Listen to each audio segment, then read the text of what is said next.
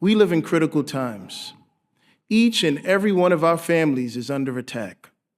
We work demanding jobs. Many of us commute to and from work, leaving us tired and exhausted with little to no energy to do anything else.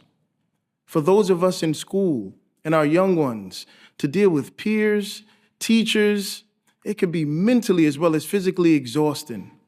So we've just been listening to Joel Owuzu from the Glenmere Lake congregation. He's not a Bethelite, apparently. He's an elder. But what an interesting little snippet there.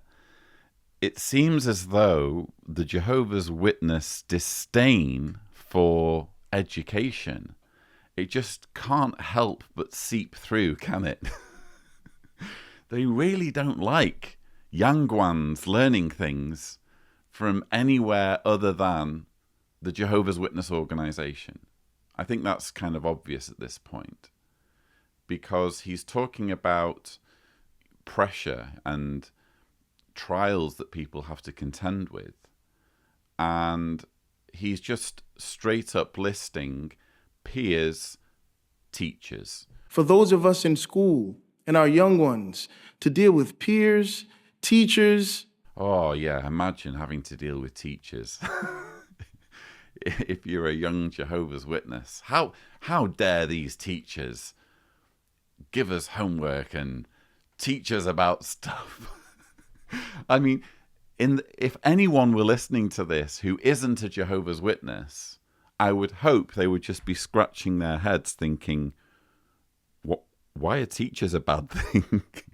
we kind of need teachers. Teachers have a hard time. They do a difficult job because they get, quite often abuse, don't they? And disrespect from children, from parents. And this is the tone that this particular speaker is using towards someone whose profession is to educate children. Maybe it's just me, but for me, it's very, very telling that rather than specify teachers who aren't doing their jobs properly, teachers who are maybe in some way toxic or overbearing or giving too much homework, he doesn't specify any of that. It's just teachers, period, that are apparently a problem for Jehovah's Witness children.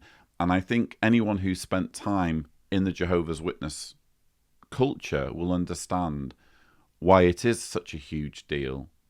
It's because the more educated Jehovah's Witness children become, particularly in the context of higher education, which Jehovah's Witnesses are heavily dissuaded from, the harder it will be for the organization to control them.